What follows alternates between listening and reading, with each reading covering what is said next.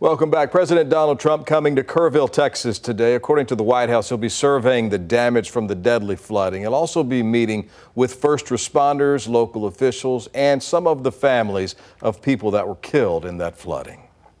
Well, 2 floodgates at local dams are now closed, but the Lower Colorado River Authority says stay off the water if you can. The LCRA opened up gates at Wirtz and Starkey Dam to move runoff downstream toward Lake Travis. And now the group warns the lakes could have a lot of debris and bacteria. So they're really advising people to stay out of the water for now.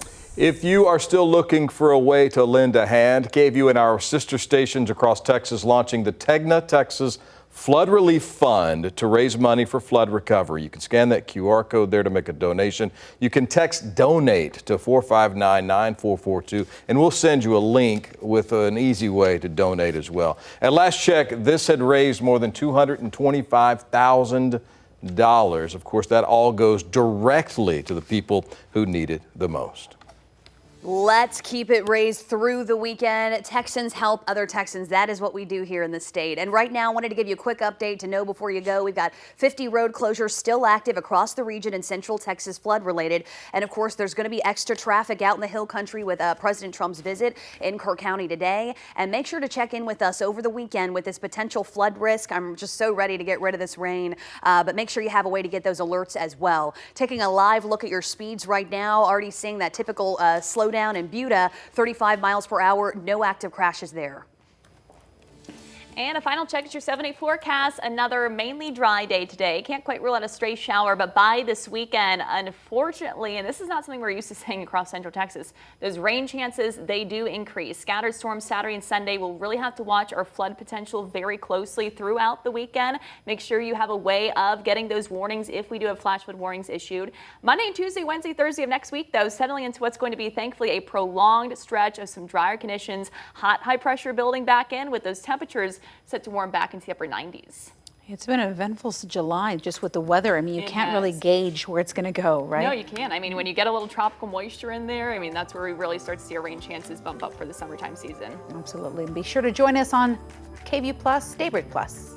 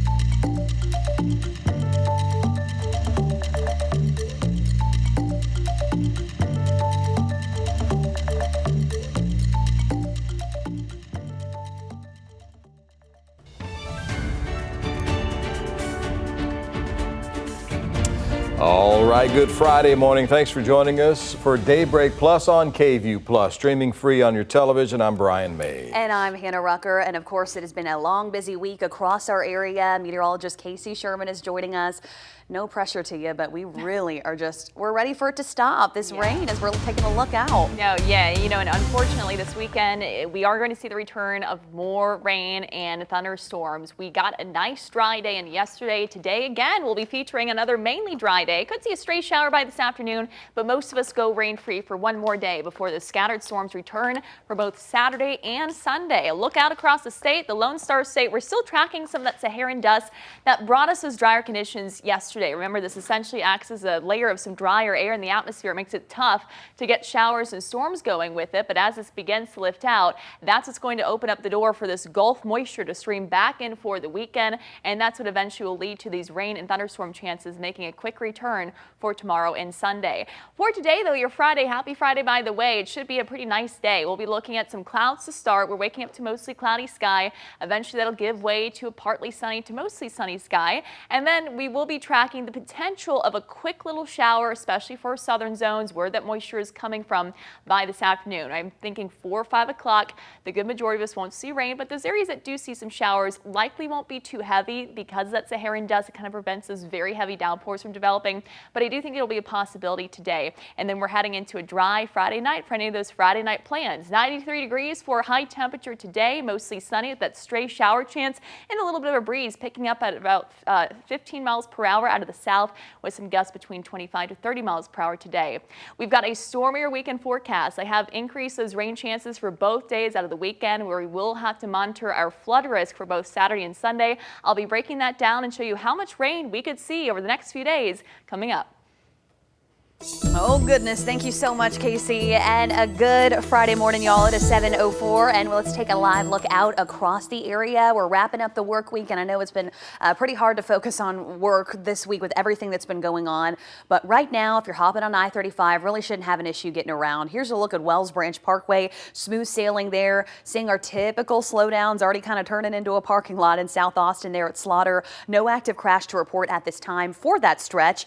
We had something much earlier in Round Rock, but as far as crashes go this week, it's actually been pretty quiet. The main focus remains on the closures and these crews that have really been working around the clock to get these things opened up. We still have 50 closures across the region. Once again, President Trump is going to be in Kerr County today. There could be a lot of extra traffic out there, so plan accordingly. And another flood risk through the weekend. So as far as driving's concerned, please make sure you are checking in with us this weekend and have a way to get those potential flood alerts. Taking a look once again at current conditions, minor slowdowns here and there, but overall we are, my Cedar Park crash cleared up, so good to see that. And the road work through the weekend is going to continue. Hannah, thanks a lot. It's now been 1 week since the deadly flood swept through central Texas and the Hill Country. At least 120 people were killed by the flooding, most of those in Kerr County. More than 170 people still missing here in the state. A dozen people from Travis, Williamson, and Burnett counties were killed in the flooding last weekend. A growing memorial in the Hill Country tells the heartbreaking story. Photos, flowers, candles, all honoring victims, from summer campers to a 91-year-old grandmother. Here in the viewing area, we now know at least 16 people are dead in the immediate viewing area around Austin. Travis County officials confirming they have recovered 8 bodies thus far. They say they're still looking for 4 more people who are still missing. KVUE's Malia Masamoto has been in the Sandy Creek neighborhood this week and is back there for us this morning. It's out near Leander in northwest Travis County. Malia, some of the victims, many of the victims from that part of the area, and you can see the damage behind you as the cleanup there continues today. Yeah, Brian, there is a lot of cleanup that's going to be continuing going on in the next few weeks. We've already seen a lot of trucks that have been coming in with heavy machinery to clear out this debris. There's a lot in all of their lawns out here. They've started to kind of pile them up to take this out of the neighborhood. But in addition to doing that and making repairs on all their homes out here, a lot of these residents are dealing with major losses right now. So far, 6 of the 8 people have been recovered in Travis County, have been identified. 5 of those victims, all from here, Leander, are 50-year-old August Panning, 66-year-old Virginia Watts Daly, 67-year-old Dan Daly, 54-year-old Doug West, and 84-year-old Betty Macy West. Now, the sixth victim they've identified is 17-year-old Malaya Hammond, who went missing in Marble Falls but was found right here in Travis County. And one resident in the Sandy Creek neighborhood says this is an extremely difficult time for them. My mom is gone. We just confirmed it with another brother an hour ago. And they don't even have my other brother. We don't know where he's at. They have nobody that even looks like him. So he's still out there.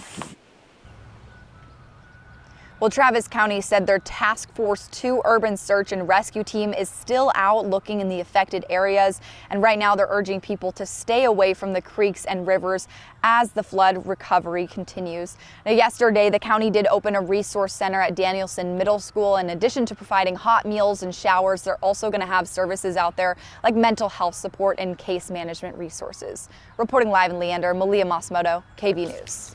All right, Malia, thanks for being out there for us once again this morning. Doing great work out there. Those people still need a lot of help, for sure.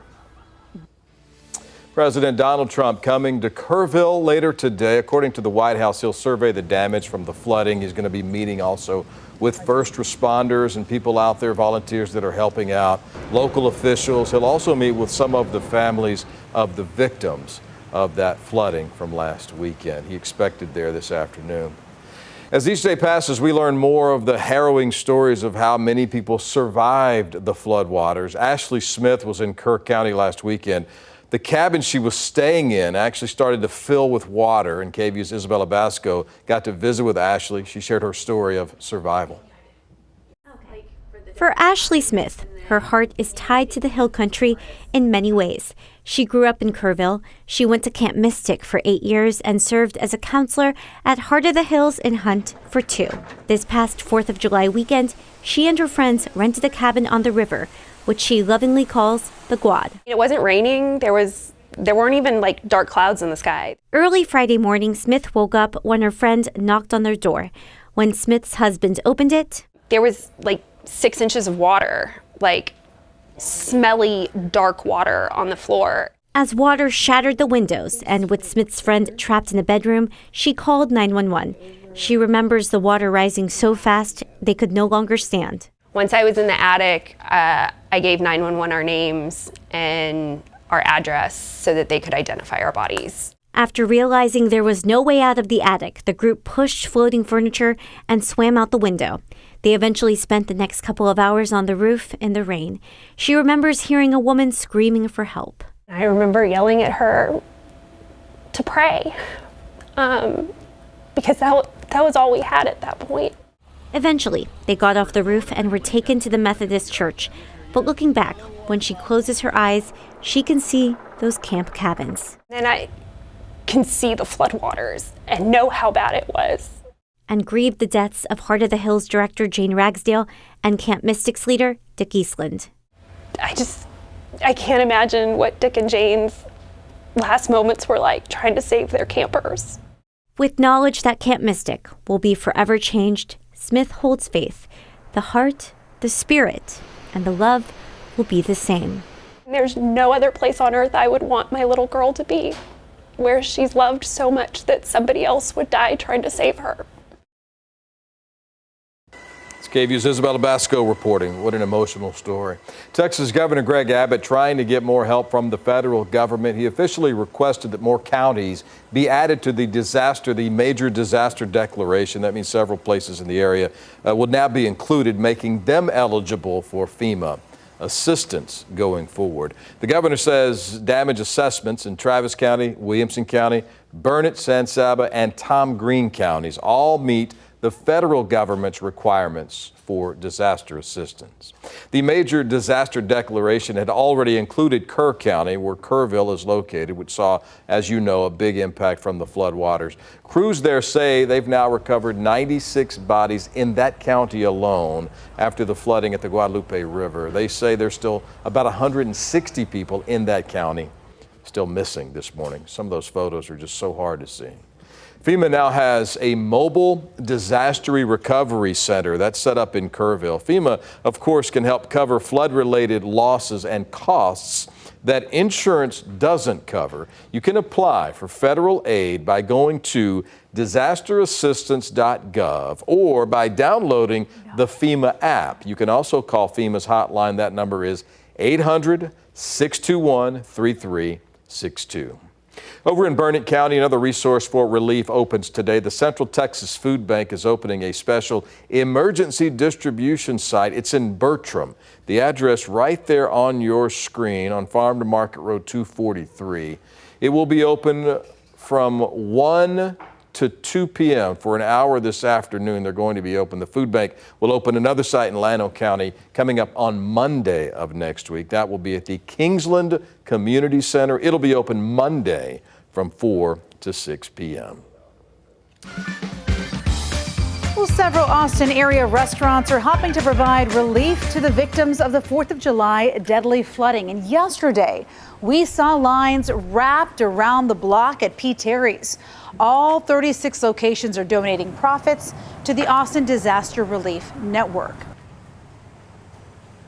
Well, joining us this morning, we have another local Austin spot that's also doing its part to help flood victims. I know Brian's heading on over here. Come on over here. Get some oysters for the morning breakfast.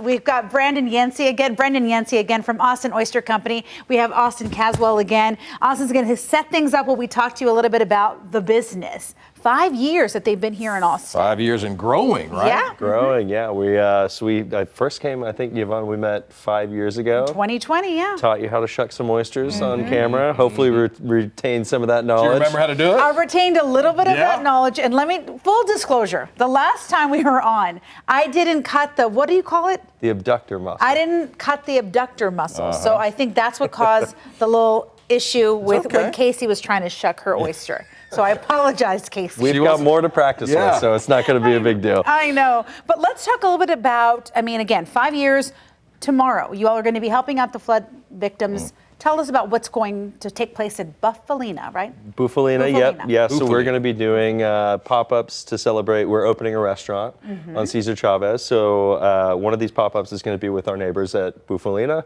They're going to be cooking a clam pie. We're going to be doing some oysters, and proceeds of those sales are going to be going to helping out the flood victims. It's fantastic. It's fantastic. The growth you're showing and you're giving back, that's what Austin's all about, isn't it? It is, yeah. You're in an area now that's going to have a lot of those local Austin places. You're going to fit right in over there. We're great, yeah. So we've got some awesome neighbors, La Barbecue, Rockman Bakery, Strange Love. So we'll be setting up with each one of them over the next couple months, testing out some new menu items and finding ways to collaborate with our neighbors. It's just interesting how they've come so far. When you just started off, you were just a connoisseur. You just loved oysters, and so you started off this business, and a lot of part of the business was when people could hire you to go to their backyard and they would shuck for you so that you can hire them for a party. I know I hired you guys a couple of times. You have? It's a great addition to a party, you know?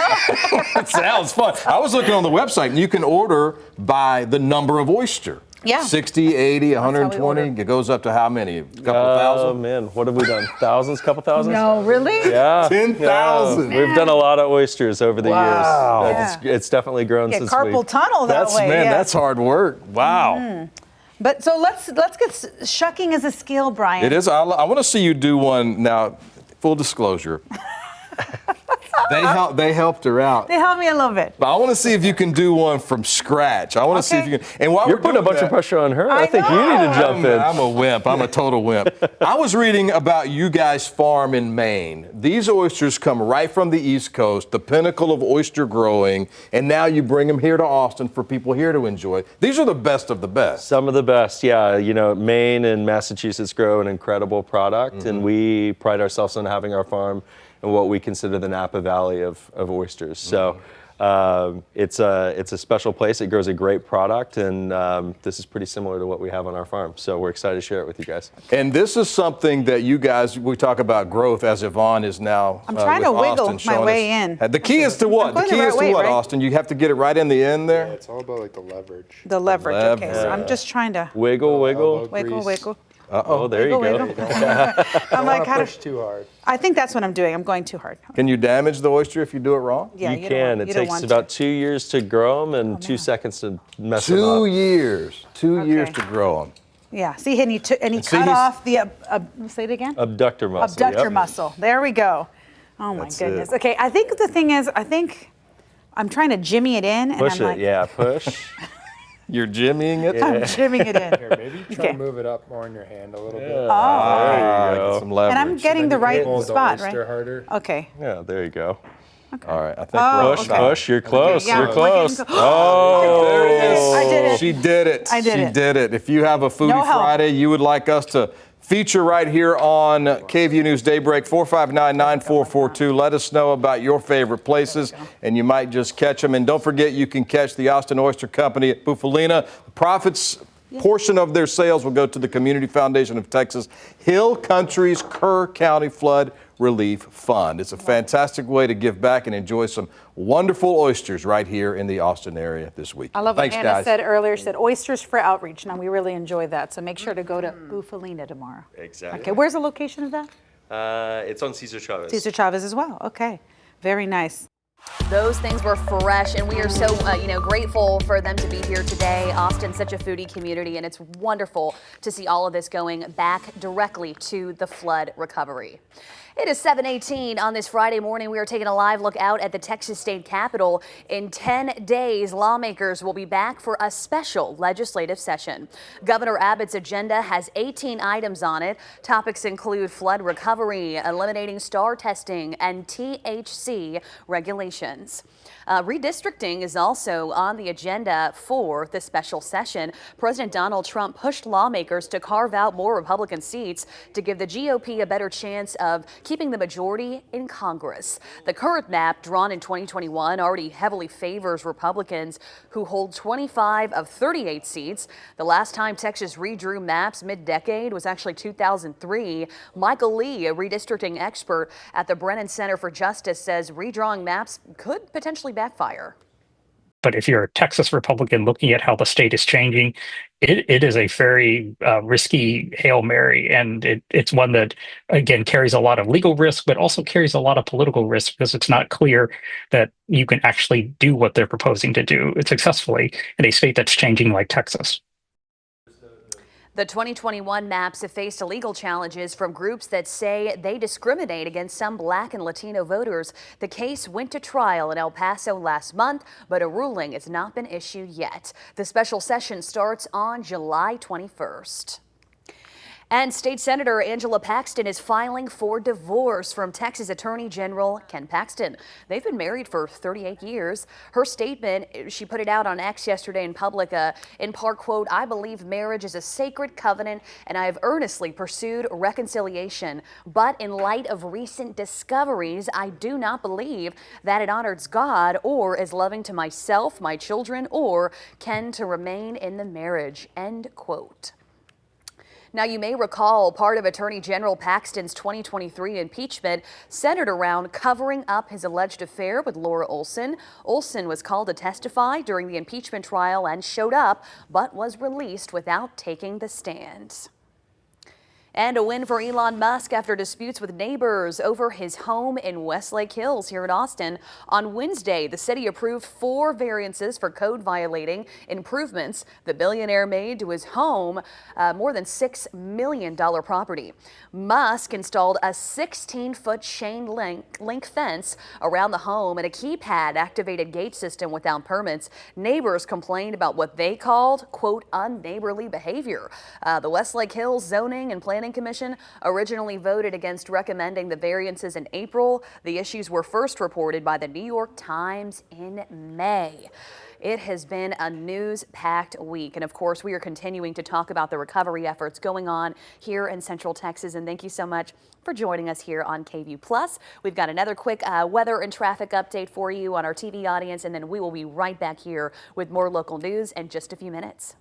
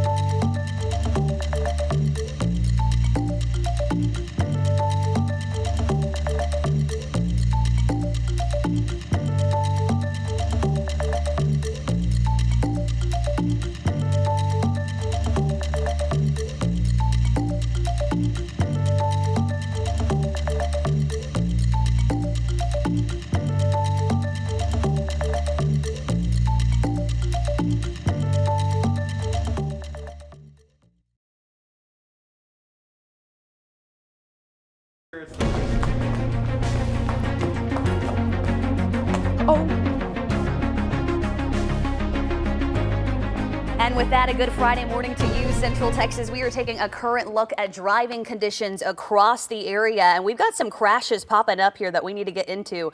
Right now, we have a pretty serious crash right now developing on I-35, really causing some slowdowns right now with travel in North Austin. And this is mainly traveled northbound at Howard Lane. So a heads up for you there. And you can see that backup is pretty much down to Palmer now. Let's go ahead and take a look. We also have an active incident in South Austin causing some slowdowns for us there. Right now, this is off Bastrop Highway, and it's actually a rolled over vehicle at I-35 southbound. Of course, we're also still talking about flood-related closures. Casey, what is the latest on that forecast today? Well, the good news today is it's going to be mainly dry for one more day, but we do have rain and thunderstorms returning for the weekend. So that's kind of the not so good news here. As we get into Saturday and Sunday, we'll really have to monitor that flood risk yet again. Dry though as we kick off this Friday. We've got some moisture coming in across the coast of Texas from the Gulf. In the meantime, Saharan dust continues across our area, which will be bringing us another day of mainly dry conditions. I do think today could be featuring a stray shower by this afternoon. Most of us mainly dry, 93 degrees for a high temperature and a little bit breezy at times as winds will be coming at us out of the south at 5 to 15 miles per hour with some gusts between 25 to 30 miles per hour today. Stray shower possible after about 3-4 o'clock this afternoon. It's by Saturday and Sunday that we really start to see these rain chances increase. Scattered storms returning, and some of these could be featuring some heavy downpours with rainfall rates between 1 to 3 inches per hour. So we will be monitoring our flood risk for both Saturday and Sunday. You'll want a way of getting those flood alerts through the weekend. The good news is next week looking much drier for a more prolonged period of time and hotter with highs in the upper 90s.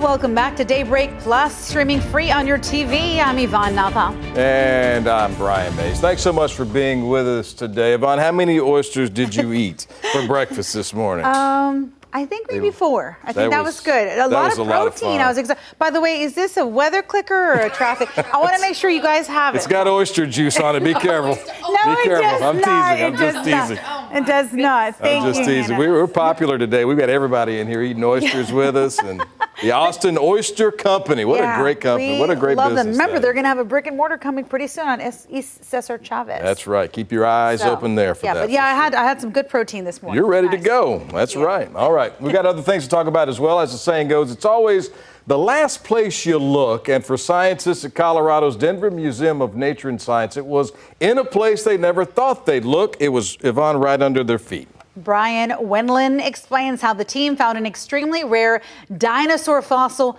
underneath the museum. Imagine. Dinosaur fossils are a big draw at the Denver Museum of Nature and Science. You can find them all over. But when a team of scientists from the museum were doing research in the parking lot back in January, they didn't expect to find one right below their feet. I mean, the probability, if you had drilled the well 2 feet over, might not have hit it. So it's pretty amazing. Dr. James Hagedorn led the team drilling into the parking lot. They were digging scientific cores, testing whether or not the museum could transition from natural gas to geothermal energy. So a scientific core is basically a cylinder of rock that we extract, kind of like a doctor uses a syringe to extract blood from you. So in a way, it is a bunch of dirt. It's kind of ancient dirt, actually. And nearly 800 feet into that ancient dirt, the fossil showed up. So one of the surprising things about this dinosaur in particular is that it turns out it's not only Denver's deepest dinosaur, but it's also its oldest. Those aren't the only records this bone is breaking. This is the first, and as far as I know, the only dinosaur bone from a core in the world that you can go see. There's only 3 of these that have been discovered on Earth and that have been reported. Dr. Hagedorn says his paleontologist colleagues determined the bone is the vertebra of a plant-eating dino. Maybe something similar to the Edmontosaurus over here, or to a Thescelosaurus, or one of their kindred spirits of the time. And thanks to the rest of the core, he says you can tell the layer the fossil was found near was that of a pond. So for me, it's pretty neat to see, was that dinosaur drinking water out of that pond or munching on plants nearby? It's just something cool to imagine. A rare discovery made right beneath his feet. It is a needle inside of a needle inside of a haystack. We've been talking about dinosaurs a lot. I love dinosaurs, so yes. I'm here for it. Those dinosaurs ate oysters, I think. I think they did. I think that's what they originally... The herbivores did. Made their... Maybe? The what? The carnivores. No, well, actually, you're right. The herbivores. What do you eat? The lettuce. The lettuce. That's all good. We're all learning here. We're learning. Just kidding. Just kidding.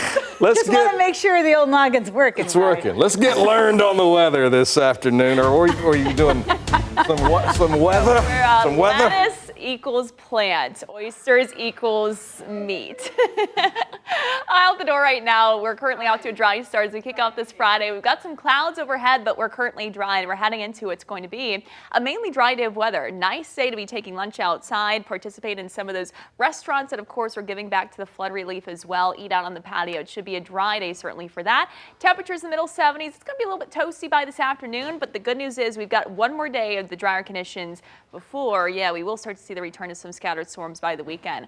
Out the door currently, we are dry. As we take a look just to the south of us, coming in from the Gulf is our next source of moisture. Those winds back into the south will be driving this in as we head into tomorrow and Sunday. It'll try to do so for today, but we still have a lot of Saharan dust overhead that will kind of prevent that from really developing into much today. Notice though it is beginning to track out. The Saharan dust dissipating across our area by this afternoon, and that's what will open up the door to see some additional rounds of showers and storms as we head into Saturday and Sunday. Today, stray shower possible after about 4 or 5 o'clock. Most of us just dealing with the partly sunny to mostly sunny sky. Those highs climbing to around 93 degrees, and those winds will be a little bit breezy at times, picking up to around 15 miles per hour with some gusts of up to 30 miles per hour today. The weekend ahead, weekend forecast, here it is. Scattered storms for both Saturday and Sunday. Our rain chances are going to range from 40 to 50% chance. We will have the potential for some heavy downpours. We're going to have enough moisture to lead to some heavy pockets of rain. So I would not rule out some additional flash flood warnings being issued across the area, especially considering how saturated our soils already are. You want a way of receiving those alerts for this weekend. We will also be watching for the threat of lightning. I'll show you how much rain we're expecting as we head into the upcoming weekend, and also show you and break down the flood risk that we have already for Saturday and Sunday coming up. Yeah, I think I speak for the class when I say we are good on the rain. I think we've had enough of that, ready for that to go. It is 7:31. Let's go ahead and talk about our current driving conditions right now northbound. This is near Howard Lane and Owen Tech. You can see a couple lanes blocked here. Southbound travel's looking good, but it looks like we had a crash. Looks like the tow truck just rolled up. They are about to haul off this smaller vehicle here. We've got a first responder blocking off a couple of those lanes. Travel on the frontage road is doing just fine, and this is for anyone heading out to North Austin or Round Rock today. Once again, several lanes, and of course that typically slows things down quite a bit as we are heading out the door. And once again, if you just happen to be joining us, just a couple notes heading into the weekend. We do still have 50 road closures across the area from the floods. President Trump is arriving today in Kerr County to take a look around, and we do have another flood risk possible for this weekend, which I really just wish wasn't the case, but it is. So we do have some slowdowns right now in Manor and the westbound lanes on 290. Also seeing those slowdowns coming in from South Austin, and you can see that number is going down in Round Rock because of the slowdown in North Austin. Anytime we have a crash, everyone on the other side of the highway tends to, slow down and try to take a look at it. Well, here's again the closures all through the Hill Country as well. All right, let's talk some basketball. March Madness could be getting even bigger. This week, NCAA Basketball Committee is meeting to discuss expanding both the men's and women's Division I basketball tournaments. Now, no decisions have been made. They're still talking about it. But possible changes include keeping the field at 68 teams or expanding to 72 teams, maybe 76 6 teams as early as 2026. NCAA President Charlie Baker says the move could add value, and talks with TV partners CBS, Warner Brothers are already underway. It's always about the dollar bills, y'all.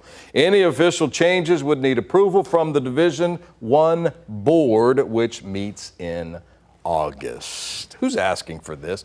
Do we really need more teams in the NCAA basketball tournament? I want more games. I love to see the games. They're so exciting. There's a lot of games. Yeah. There's still a lot of games. I It's think 68. the female games are more exciting than the men playing. They have been recently, haven't they? been. Yeah, up until the Final Four for sure. I don't know. I think 68. I think 68's too many. You think that's too many? Yeah, I just, you lose the quality of when you get teams that are barely 500 playing against teams that are 38-2, it's not very competitive. Yeah, right? we do like the competition. Yeah, that's what it's all about, right? Well, from basketball to running. I mean, I know I'm not a runner. I don't have the knees for it. Nope, unless I'm being chased. Yeah, absolutely. Me That's too. it. Or unless you say pizza in the break room, I am running. Yeah, Running. I've seen her do it. It's pretty impressive. In heels. But you think running a marathon is hard? Try doing nearly 4 times that distance. A Minnesota runner is preparing to do just that next month in Colorado. They're going to do this on purpose. To train for the run, Barbara Powell recently spent 12 hours straight. 12 hours on a treadmill. Marielle Mose spoke with Powell about the rigors of the preparations. There's definitely fatigue sitting all through my body right now. Which is why warm-ups are so important for Barbara Powell. She does this to help prevent any injuries. That's because Barbara is deep in training for a 100-mile run in Leadville, Colorado next month. First and foremost, I have to start from the mindset that running 100 miles is not actually insane, right? I have to say, this actually is a sane thing that I am doing, and I want to make sure that I am, built up and ready for it. Barbara is an ultra-marathoner, competing in races that are longer than a standard 26.2-mile marathon. I really fell in love with this opportunity to push myself just a little bit farther than my mind really wanted me to go. Part of her training included another personal milestone. She spent 12 hours straight on the treadmill at Lifetime Edina, totaling 55 miles. She would walk and run, but never stopped moving, even to eat, which is something she needs to practice for the upcoming 100-mile race. I spent a lot of time on this puppy. The purpose behind the pain of running this long was fundraising for the Leadville 100. She's raising money for the Lifetime Foundation. It looks to raise money for movement programs, nutrition programs, as well as Healthy Planet and tree planting programs. Barbara says running 100 miles is a mental and physical game, so training her mind to do this feat is just as much a priority. It's the remarkable nature of noticing that I've really done some great inner work that I'm really proud of. 100 miles. I can't imagine. If you added up every mile I'd run my entire life, you wouldn't get there. You wouldn't Still even get close to 100. Some people are just built different, though. You know? And it's a great cause. I think it's a wonderful effort, but man, that'd be tough to do. All right, now to something more my speed. Today is July 11th, aka 7/11, also known as Free Slurpee Day.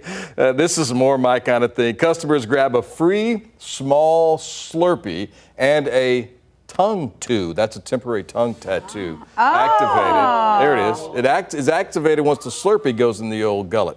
Once activated, it shows that S for the 7-Eleven. It comes in 4 fun colors: blue, green, red, and purple. Do you remember when they first had this years ago? You could bring your own receptacle. People were bringing the biggest. I do. Oh, look at there. No. They went and got them. I was about to cry. Is there Coke? You take the Coke one. Oh my gosh. Are you serious? I was just excited about it. What's a blue one? You want your You tongue want a blue blue? one? Nice. You want a blue Make one? your tongue blue with me. Blue one? Do you like There you blue? go. I like blue. Thank y'all very much. That is so sweet. Lewis is here. Thank you, Lewis. Lewis. Man, so who Free went to go Slurpee day. grab them? That's a lot of Slurpee. I'm crying. This is I know, we're really Now, what flavor is excited. this, Lewis? Do you know? Yeah, that one looks kind of. Cherry Coke. Like, it looks Cherry like a one. cherry. Mm. Yeah. Good. Do you like, you can handle Sure, cherry? sure, absolutely. That He's looks like, delicious. can't do the oysters, but I'll do the cherry Slurpee. Yeah. It's been kind of a crazy week. We didn't even realize it was 7-Eleven. I know. 7-Eleven day. Free Slurpee today. I am really surprised. I was like, I remember people would bring their own receptacles and then they would and just be there at the machine. Right. The KFC You know what I mean? bucket just Filling up. Yeah. Can you imagine like the workers that must just constantly be having to like refilling Oh, the flavoring and the ice all day long? Is it good? Oh, that's good, yeah. It's the little things. Where's in the life. tongue tattoo? I want to put one on my Oh, hold Take on. a sip out of it, Keep weirdo. sipping it, and then let's check. summer. Let's check for tongue tattoos. I don't think that's how it works, is it? Ryan's not having a sip. Now, I don't eat on TV. That's like a thing for me. I don't. Why he doesn't? Meanwhile, we're I don't- slurping down juice. Y'all everywhere. go for it. I'm not shy. judging. I'm not not shy. judging This guy. anybody. You go right ahead. It looks delicious. I He's I too don't cool. eat. So good, no, man. I just don't eat on TV. I look like an idiot. No, you guys don't. Y'all look beautiful. We're literally but covered in oysters. I don't mind looking like an idiot. Y'all have had oysters and Slurpees now. Yep. What's for dessert? Breakfast of Great champions. mix. Yeah, right. Kind of funky. Huh? Are they good? Is that blueberry or It blue is good, raspberry? but yeah, now it's like oyster slushy vibes. Okay. Oh, good luck. It's all good, but you know what? Something refreshing. Yeah. It will be refreshing today to not have to deal with the rain. We're going to deal with some, like, just sunshine. Sunshine. It's going to be hot, so I mean, get your 7 Slurpee. Yeah. It's going to be Day a for it. good day for it, and will be mainly dry today too. It's by the weekend that we will have to watch out for these rain and thunderstorms developing yet again across the region. Look outside, cloudy sky there out across downtown. I do anticipate those clouds to eventually start to erode a little bit more. Sunshine peeking out by this afternoon, and again, mainly dry for your Friday. Now, storms make a quick comeback Saturday and Sunday, where we will have to watch out for our flood risk. Of course, we have very saturated soils from the rain, the extreme and catastrophic rain that we had last weekend. It's not going to take much for this weekend to prompt some additional flood advisories, perhaps some flash flood warnings. So very important to have a way of getting those alerts, whether it be by phone, but weather radio is probably the best way for those alerts to come on through. Satellite and radar, we're currently dry. We've been tracking a couple spotty showers out across the coast. This is the sign of some of that moisture that's trickling back in from the south that eventually will be making its way to our area, mainly tomorrow and Sunday. That'll help fuel our showers and storms. In the meantime, we still have a little bit of Saharan dust that's slowly starting to dissipate across the area. This continues to keep us a little bit quieter. That drier air in the atmosphere leading to what's going to be still some pretty low rain chances as we head into today. Temperatures right now sitting at 76 degrees, both at the airport and for Camp Mabry. Those winds out of the south at around 7 miles per hour with dew points lower 70s. Speaking of the rain and also what has been our rising lake levels, Lake Travis update now up to 70% full. We've seen now nearly a 24-foot increase in our lake levels, now only 5 feet below our July historical average, so we're still slightly below that, but I expect as we head into the next few days, we could be adding an additional 2, 3, possibly up to 4 feet on top of what we've already seen as water continues to work its way through the system, and of course with the additional rain chances as we head into the weekend. For today, won't see much. Look for sunshine increasing by this afternoon that will help pop up maybe a stray shower or storm after around 4 or 5 o'clock. So a couple of areas you may get a little spot shower, likely not going to see anything in terms of very heavy rain. Most of us still remain dry as we head into today. This evening, we're dry. Tonight, Friday night plans good to go. Saturday morning off to a dry start, but as things begin to warm up, showers and storms eventually will develop across the area after about 1, 2 o'clock. I do think the coverage is going to be around a 40 to 50% chance for Saturday, and then yet again on Sunday. Models continue to trend even wetter for Sunday. We're notice the colors here, the oranges, the reds. Those indicate those rainfall rates that are between 1 to even up to 3 inches per hour. So with that, we could be looking at certainly a flood risk across the area. We're already seeing this highlighted by the National Weather Service, a level 1 out of 4 risk for Saturday. Sunday, right now, this only includes the northern hill country counties, but I would not be shocked if they manage to extend this further through portions of our region for Sunday as well, as I think Sunday also going to be featuring a little bit more of a widespread flood risk. Future track rainfall showing widespread amounts of 1 to 3 inches. Don't take any number of, or rather take each of these kind of with a grain of salt. These are not going to be exact for each location, but goes to show you the amounts that we could see. I think some additional amounts over 3 inches will be possible where some of those heaviest of the downpours set up, especially if we see some of these thunderstorms that are a little bit slower moving. Why have we been so active? We've had a lot of storm energy coupled with a lot of moisture. We still have what's called an upper level trough, which is basically just a front in the upper levels of the atmosphere that's hanging across the area as we head into this weekend. Now, the good news is beginning next week, this pattern starts to change. High pressure building across the North Gulf. Louisiana is going to start to expand westward. That means, look at all that storm energy. It gets pushed out of our area. So that's what's going to lead to finally a more prolonged period of some needed drier conditions beginning next week. Those rain chances start to come down on Monday. Will be mainly dry by Tuesday, Wednesday, Thursday, and as I look ahead even into Friday, it's looking like we do get to enjoy some drier but hotter conditions with highs back in the upper 90s. Okay, so it sounds like as far as volunteer efforts, everyone just needs to get up real early so we can try to beat that rainfall that's going to be moving into the area tomorrow afternoon. Let's talk more about with what's going on I-35 right now. Taking a live look through North Austin. This is near Owen Tech right now, and you can see we've got two different cars hauled off here. So we've got a tow truck here. These two got in a scuffle, and then we've got these guys here kind of talking about it. So hopefully we can get this moved off here in a moment, but everyone's squeezing by for northbound travel in that far right lane. Travel's also getting by in the frontage road, but as you can see, everyone just kind of has to squeeze on until hopefully we can get this hauled off here in just a moment. They were discussing some kind of coordination. But on top of that, now people are kind of slowing down a little bit to look at the crash. So here's this congestion we're seeing near Howard Lane in the North Austin area, heading out towards Wells Branch. Aside from that, the big story this weekend is going to be everyone heading out to these devastated areas in the Hill Country. Trump's going to be all here today. President Trump, of course, will be assessing that damage. And then, closer to the Austin Metro, we're still really focusing on these bridges. I had some people messaging me earlier saying, when do we think these bridges are going to be done? Well, the thing is, it's really hard to, fully predict that, but they are working around the clock. I will tell you that. And of course, I will let you know as soon as we can get confirmation that things are looking better. But TxDOT said on 1431, they had a final phase of some kind of contract they had to put in place yesterday. That is done. So really hoping we can get things moving. All righty, soap operas, talk shows dominate the daytime Emmy nominations. And Larry David is teaming up with the Obamas. Zoreen Shah has the details in today's Showbiz Wrap. Why do you need me back at the agency? The daytime Emmy nominations are out. Days of Our Lives, The Young and the Restless, and General Hospital all scored nods in the Outstanding Daytime Drama Series category, while The View, The Drew Barrymore Show, Your emojis enrage me because I find them lazy and unimaginative, and Live with Kelly and Mark were among the nominees in the Outstanding Daytime Talk Series category. The Daytime Emmys take place October 17th. Larry David is heading back to HBO. The Curb Your Enthusiasm stars teaming up with the Obamas for a new American history sketch comedy series. No word yet on when the 6-episode series will air. Backstreet Boys are heading to the Sphere. Friday marks the kickoff of their Into the Millennium residency at the high-tech Las Vegas venue. The show is a salute to their 1999 best-selling album, Millennium. And former Bon Jovi guitarist Richie Sambora is 66 today. And that's what's happening in Hollywood.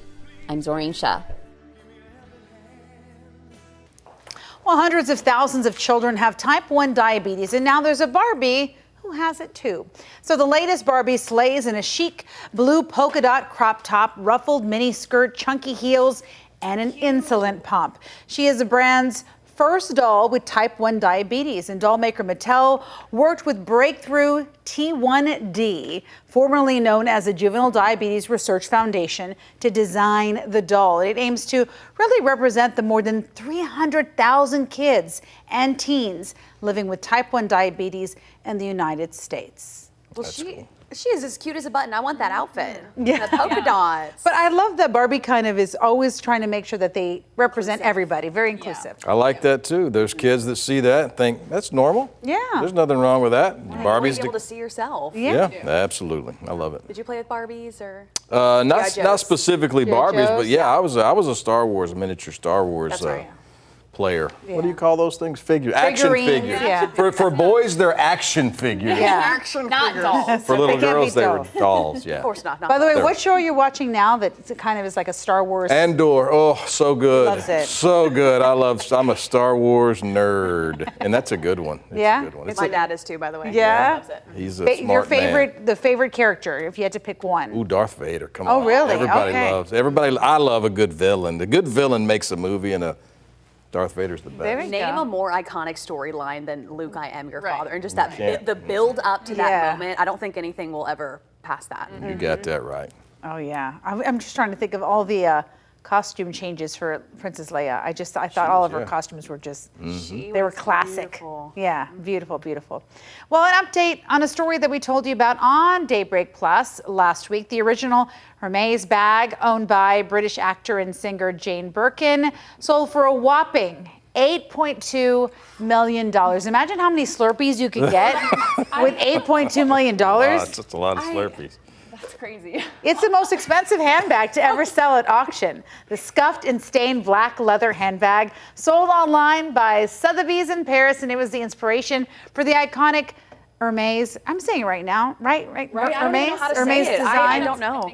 After Birkin told a fashion house in '84 that she needed a practical bag half the size of her suitcase for daily life. Practical, okay. Hermes delivered the bag to her in 1985, and Birkin sold it in 1994 to benefit AIDS research. Birkin died in 2023 at the age of 76. Her namesake bag has become one of the most recognizable and expensive accessories, the ultimate symbol of luxury. The only reason why I know about Birkin bags is because every Real Housewife has one. Right. And that's every time I'm watching, Everyone I'm like, talks about it. they're always like in talking about it. songs. They are very iconic, but I mean, like $8.2 million for a purse. Yeah. I'm just sorry. wild. The purse thing is silly. I go to Ross, y'all. My purse I has get got mine from holes in them. Amazon. My purse is Y'all- from Amazon. Yeah, I mean, don't they're care. Dupes. You get Serious. dupes everywhere nowadays. Oh, okay. Yeah, it's a mess. Dumb question. So is it a better quality bag, or is it just that it has the name on it that makes it so valuable? I've never touched one in my life, so I wouldn't even know with Never the had a stitching and all designer that. bag. Yeah. I 'Cause, have you know, touched. I just want to continue. So I have touched a Slurpee though. Go right ahead. Our form of luxury. That's an original Slurpee too. That's a That's the very, way we very. all started weeping when we Seriously. It's been an emotional week. I'm not well. Okay. There you are. Slurpees for everybody. Yeah. It's 7-Eleven after all. Hey, an unusual rescue. This happened near Cincinnati, Ohio, all because a boy skipped the traditional way of winning a prize from a claw machine. Surveillance video shows it. Check it out. The boy, yep, climbed inside the stuffed animal claw machine at a community center earlier this week. Oop, he got in there, didn't he? The child can be seen peering into the bride's door before shimmying. He had to shimmy. He shimmied inside. A volunteer saw the kid's legs sticking out of the door before he got all Was the he way saying inside. help or something, or was he Got just? trapped in there. He wanted to be in there. With the door. Yeah. Moments later, employees unplugged the machine and rolled it to a nearby store. Crews eventually opened the back and let the kid out. gosh. According to the police report, that's right, there was a police report. He wasn't hurt. It was a sweet ending, though. The boy gifted his mom the prize that he snagged out of there. I wonder if they made him pay for it. I'm not really good at that. My husband is a genius when it comes Oh, to yeah? the claw machine. That's one of his. That's one of his. He's got skills. That's Skills. Like they're yeah. rigged, aren't They're they? rigged, but they're so addicting. He's that way, 'cause really- you get so close every Yeah. time, and you're like, oh, I almost got it. Put another $1 in. Yeah. And it's just. He what can. keeps you I mean, he coming can back. work Yeah, it out. He some like people he are like good at looks it, to the yeah. side and he's like, okay, let's do it He that must way. be a really patient person. Right. Oh yeah, and I'm not. Even when like you feel like you line it up perfectly, you looked at all sides, it'll do the little claw thing, and then it'll just touch it and kind of grasp it, and then it kind of picks it up, and then it just slips out through. The false hope. Yeah. Am I making this up? Did y'all see something about where you could be like the human claw machine, and like some places they have one of those where you actually put a person and then they grab lower you down and Oh. you grab the prize. I mean, that's what happened here, right? Yeah, I guess in a These are rudimentary adults. way. Yeah, Yeah. that was Got it. very curious. I love I was that. at an arcade out west recently, and they had a bunch of claw.